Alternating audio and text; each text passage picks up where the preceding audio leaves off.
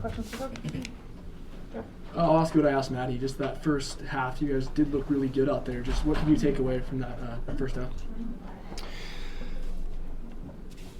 Yeah, we have to put 40 minutes together, but I think when we get stops and can run and play out in the open floor, we're better, of course. We've got to find ways to, even when we're not, first off, we need to get more stops, period. But even when the ball goes through the hoop, we need to still find ways to generate the same type of pace and tempo and keep the ball moving from side to side.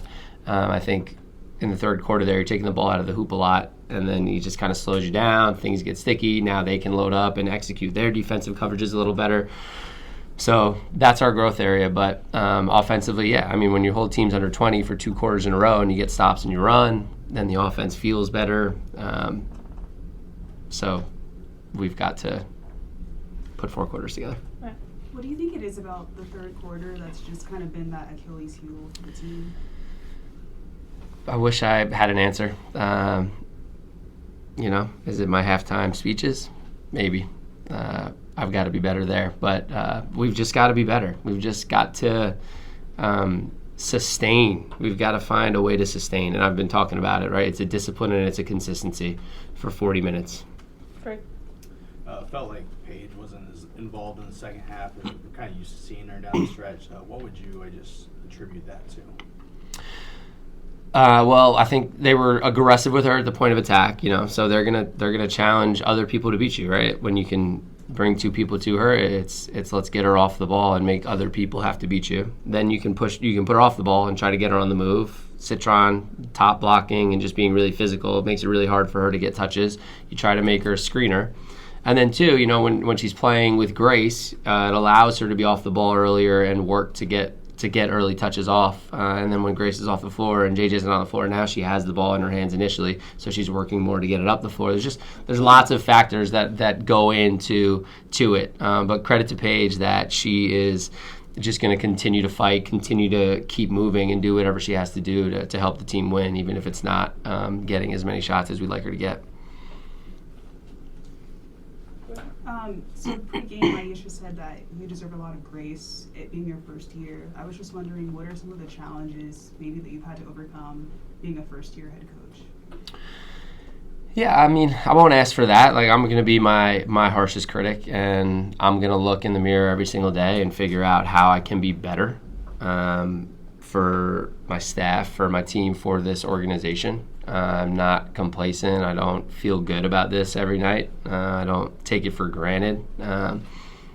And with that being said, I think there is, you need to take a step back at times and understand what this organization decided to do in a lot of its moves, including this move right here of potential, right? Of, okay, yeah, he's never done this before, but there's a belief in his capacity. And it's not, to expect that to be, skyrocketing right off the bat is, yeah, there are high expectations and those have to be there. This is professional sports. But if you can take a step back and think, all right, are they learning and are they getting better? And it might not look like it on the floor, but are the seeds being planted behind the scenes in the locker room for something that will ultimately lead to a positive culture that will ultimately lead to a winning brand on the floor? Washington had a pretty big advantage in points in the paint and then also points off turnovers. Just what were some of the things that they did well to accomplish that? Yeah, I mean, that's what they do, right? They just pound the ball. They're relentless downhill, Kiki on the boards. And then I think us, too, a lot of that was self-inflicted. Like, we had – how many layups did we miss in the first half? So that 10-point lead, honestly, should have been a close to 20-point lead. And then that's a different story in the second half. But even with that being said, you can't give up 60 points in the second half and expect to win a game. But they were aggressive at the point of attack, disruptive, and just they were who they were. That's who they are, right? They're a defensive presence consistently, and they attack the paint relentlessly. Okay.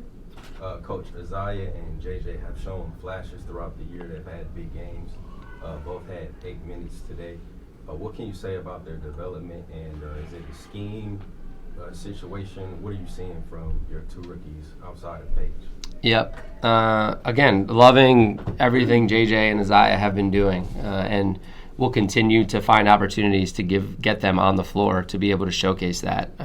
So there's the ultimate belief in the two of them and in their impacts, whether that's starting or coming off the bench. And so just appreciate their commitment to our processes and showing up day in and day out. Right. So circling back for a second, your first year head coach, you're a big coach like all over, including 2 years in the Big Five at St. Joe's. How did that experience kind of shape you as a coach? In the Big Five in Philly? Oh, I love it. Philly basketball, it's just an incredible tradition. So to be able to experience that for a couple years at St. Joe's, extremely grateful and lucky. It's just an awesome brand of basketball and some incredible coaches and history that comes out of there. So have a lot of pride for the Big Five, or is it Big Six now? I think they added Drexel, right? They did, but still. Yeah, lots of pride and learned a ton. Those were my really formative years there. And Philly is hard, tough nose, blue collar, like it just. So, that's the work ethic, that's the grit, that's the toughness and determination. So I take all that with me and try to embody that day in and day out with how I show up and how I put in my work for our staff and our players.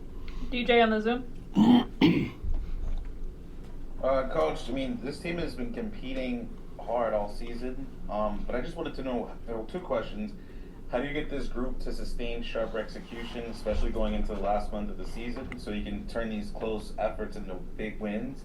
And then I wanted to know what specifically adjustments on offense and defense are you prioritizing down the stretch? Yeah. Playing sharper.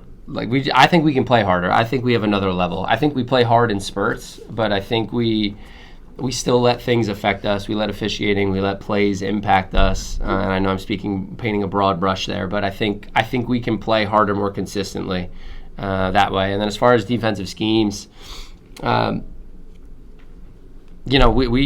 trying a little bit of everything, and that's the balance.